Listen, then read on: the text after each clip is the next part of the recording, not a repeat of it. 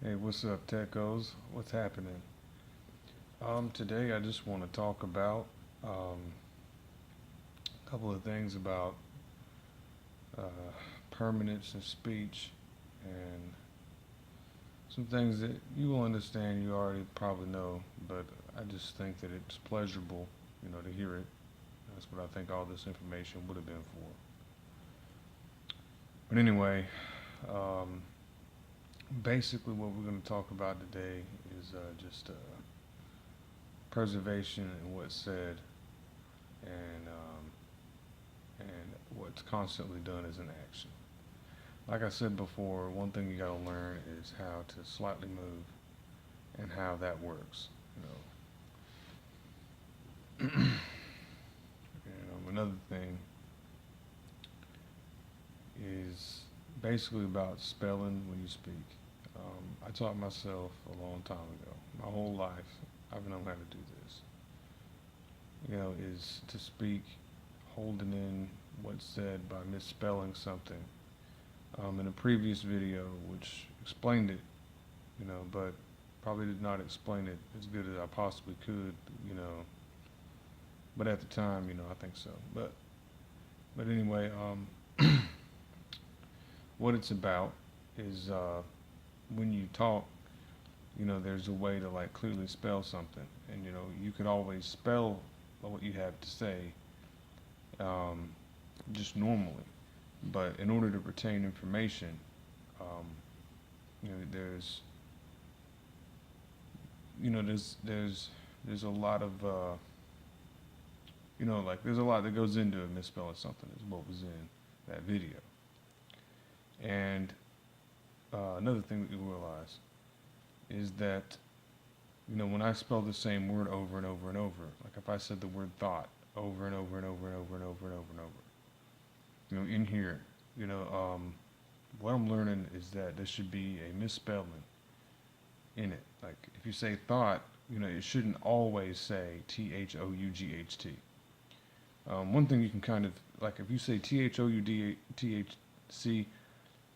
there's constant misspelling going on in order for us to have things to fall on. Like if we walk the exact same way over and over and over, we have to have that we're actually counting what is going on, and storing that data.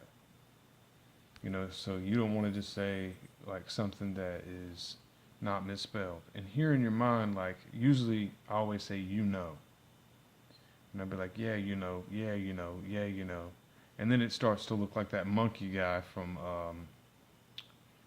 Night at the Museum or whatever it was. That one guy with those huge ears, and it's really hairy and fuzzy, and it looks like he's just like explaining like this, and then it's like you just, because YOUKNOW cannot be said over and over and over. You can also look at, probably Eminem, Jimmy Kimmel, Eminem, Jimmy Kimmel. When it has a repetition like that, it's revisiting something that is already revisited. It's like when I said retiming, you know. So in my mind, I'm seeing the letters YOUKNOW when I say It's also a small finger motion. It's also probably, from the repetition, it's like dabbing your finger, in between your toe, and then smelling the black stuff in there, and it just gets hot. And it's, unwanted. It's like old pancakes. It's something that you wouldn't want to repeatedly do unconsciously, and something else would want it, and then you don't want. I mean, it's just that things that are constantly spelled the same have to have something else in it to twist it around. You can't just say the same thing over and over and over. When you say YOUKNOW, I just D in there. You have to be able to D in the you have to be able to. You have to be able to do it. I mean, you got to be able to spell it like YUOKNOW or YOUKONW.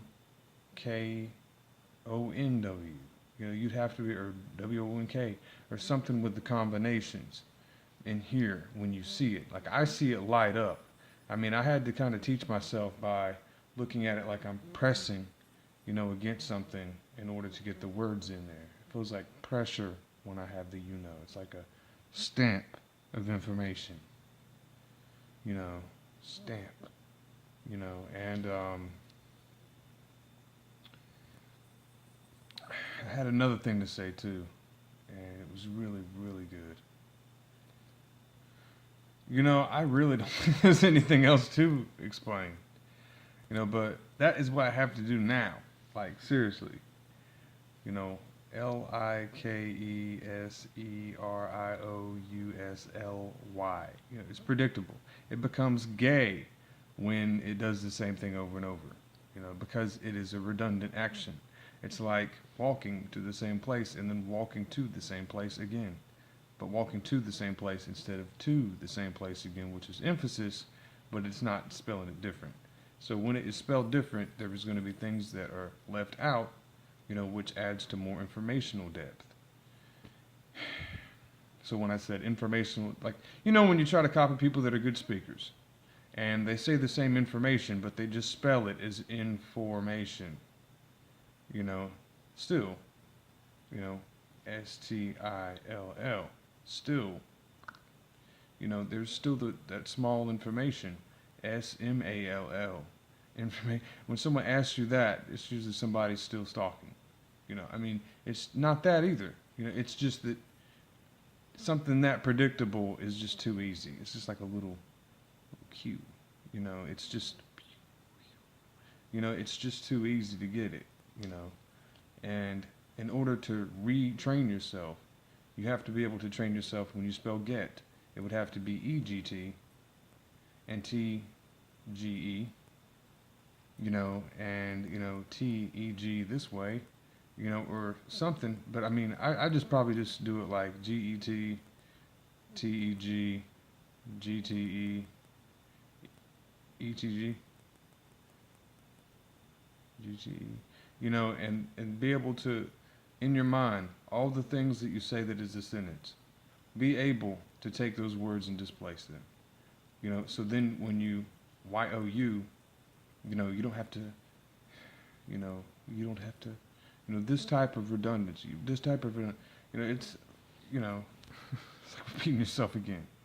But just to be able to spell SELF again, GAIN, you know, it could be SLEF ANGIA. It could be, you know, but it's got to be able to change the words, you know. And in my mind, I have not done this yet. I haven't been able to CHENAGTHE,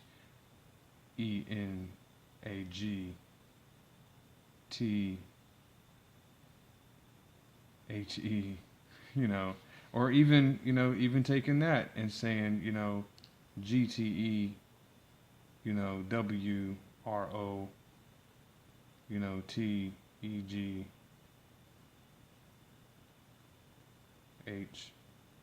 you know, could be a sentence, you know, and that way, you know, it makes more sense.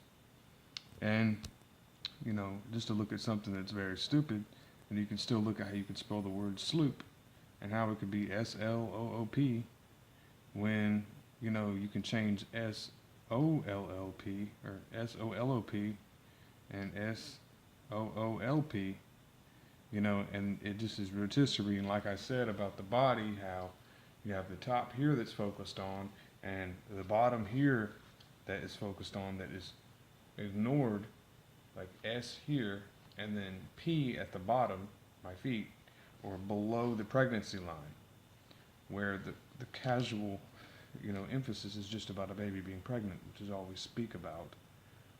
I could probably have said, and it's still SPEAKABOUT, which to me tastes like peanut butter and feels like old crumbly peanut butter, you know. And you know, because, you know, in, you know, the, you know, I mean, I still have to do it, you know, but in a science magazine, you know, it said, you know, that, you know, at like the beginning and end, and then the middles can be switched and it looks normal. But actually, the rest of it will look normal. You just have to be able to train yourself to do it, because you're still, you know, you'd have to be able to emphasize everything. You know, you have to emphasize the bottoms of the feet, and you have to emphasize all the way up, you know, to the bottoms of the feet. You know, you have to be able to get all of that. You know, so you have to be able to see how, you know, POOLS, you know, isn't pools, you know, but it is sloop. You know, because see, someone will correct you when you learn. You have about 300 people that have corrected you when you stopped, and they said, "Well, that looks right," and here comes the finger again. You know, and you know, you know. I mean, just you know, it just needs to be like arranged. You know, and see everything that I say, you know, has spelling, and I don't speak without being able to spell. But I have to be able to change how I spell it, and I can't just accidentally know how. You know, I have to be able to train myself to have better speech and to be able to store information. And if you look at Jesus and you look at the Bible, and you look at religion, you look at Buddhism, and you look at, you know, every single thing that it would be, the devil, everything, you know, not religion, science, someone repeating themselves, someone talking again. That stuff will not work because it does not have data stored. You know, you have to have data stored in there. You know, if you read it word for what it is, and you can't misspell it, and it still be right. Our life is based on scholastic learning. It will never not be, you know. And you have to be correct, you know, in order to be right. And it's always going to be correct when it's right. You know, and it doesn't matter. It does matter. It doesn't matter, it does matter, it doesn't matter, it does matter. But you can't say, you know, it does matter and it doesn't matter when it's going back and forth between it does matter and it doesn't matter. You know, and it's just going like this. It's just like a small little graphic motion of something. Like, it's almost like a little skateboard just going, you know, just like that. You know, does, doesn't, and it will slide back if it is right or wrong, you know, because there is no DEOS, NTO. I mean, DOES was the correction, but I mean, there's still NTO, you know, REE, you know, RETA, RT, you know, whatever, you know. But it's got to be able to have that. It's got to be able to, you know, make a mistake. And this will teach you so much because I just now learned this with you, you know, and somehow I've always known this, you know, but no. I mean, come on, let's just practice that, you know, because, you know, I can close my eyes and I'm still looking at the words I'm saying. I'm still looking at the actions I'm saying. You know, I'm still looking at the things that I'm repeating. And I'm still spelling the things that I'm repeating. But it stops at the people that have spoken for me first, you know, and the ones that I spoke for them first, you know, and the ones that would later speak for me first. And then I have another thing to top it off for you to look at that is basically something that I observed. And I've looked at it for a long time. And it was a picture of me in another video.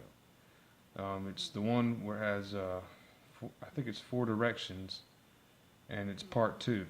And I just sped it up, and it was just me bitching, saying whatever I want to say. It's uncensored. You can probably slow it down if you want to and check it out.